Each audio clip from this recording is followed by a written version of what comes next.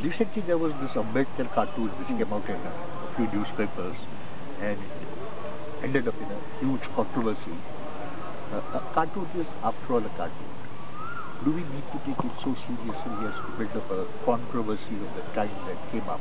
I mean, it is not very different from a very stupid controversy which emerged many years back about some Danish newspaper publishing supposedly a photograph of Muhammad. Now, these are the matters which could have been very easily ignored, and the next day people would not even have known that such a thing has happened. So both the group can be ignored, though. No, you see, I would.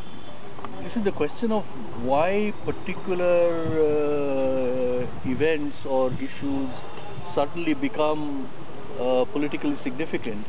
It's always difficult to explain, and honestly, I mean, nobody has control over these things.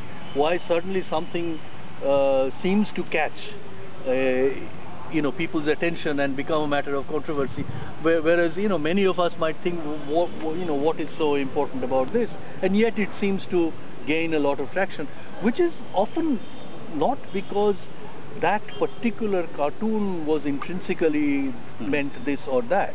Around that cartoon there may be complaints or a projection of a sense of hurt or humiliation, which have come from many other sources, right? And that may be the occasion on which that is being expressed. So that happens quite often, and it's often difficult to explain why it should happen on this issue rather than on some other issue. But I have two things to say on this, particularly because this is a cartoon that was published in a textbook supposedly meant for high school students.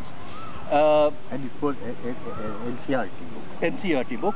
But you see, the one interesting problem that seems to me, purely in terms of a educational question, is that this was a cartoon originally published in 1949 at the time of the making of the Constitution, and it had something to do with the process of the making of the Constitution, and this was a chapter in the book which talks about the making of the Constitution. Now, one of the things it seems to me that high school students who are reading let's say historical things for the first time, one of the objectives of that lesson is also to understand what we might call historical relativism, in a sense that you approach a historical document or a historical text trying to understand what that text meant when it was originally published. So that is so you cannot simply read that text from our perspective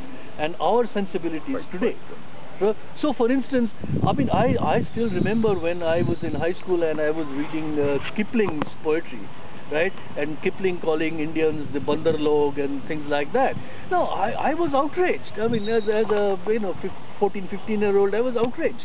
But now, if I think back and if I say, well, Kipling's poetry should be abolished from all English literature classes in India, now that would be not educationally a good thing to. I think students would. It is also a part of the educational thing to explain to students why in the 19th century somebody like Kipling could have written something like this. It was part of the English view of Indians, and having understood this, it might still be possible to even enjoy Kipling's humor or Kipling's literature. It might well be possible to do it. I mean, that is part of what students are supposedly taught to. So that's one part of this. But on the other hand, I also accept that many things have been said in terms of this controversy, and I have read much of what has been written on it, which even I did not anticipate. I could not have thought that this would be the kind of reaction. And maybe the authors of the books, with every good intention, have now discovered something which they did not know, right?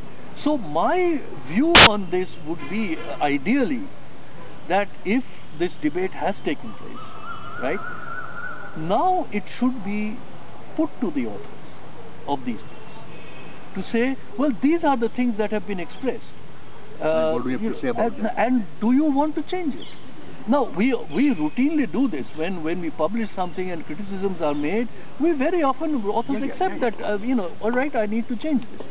So if that were to happen, there would be, I would say, there is academic freedom is not being violated. All the rules of freedom, civic freedoms, everything is maintained. There is a good, healthy, open public debate on this, and the authors may well decide to change it. If, on the other hand, I think the government simply directs on the basis of this debate to say these books are either banned or these chapters, these books are deleted, that would be an act of censorship. It's a state censorship, and I have a lot of fear that this kind of thing might because some of this has not really happened so far in our textbook culture. Even with government textbooks, government does not prescribe the contents of textbooks in our country. Yes. If that were to happen, it would mean considerable risks, I think. Relevance of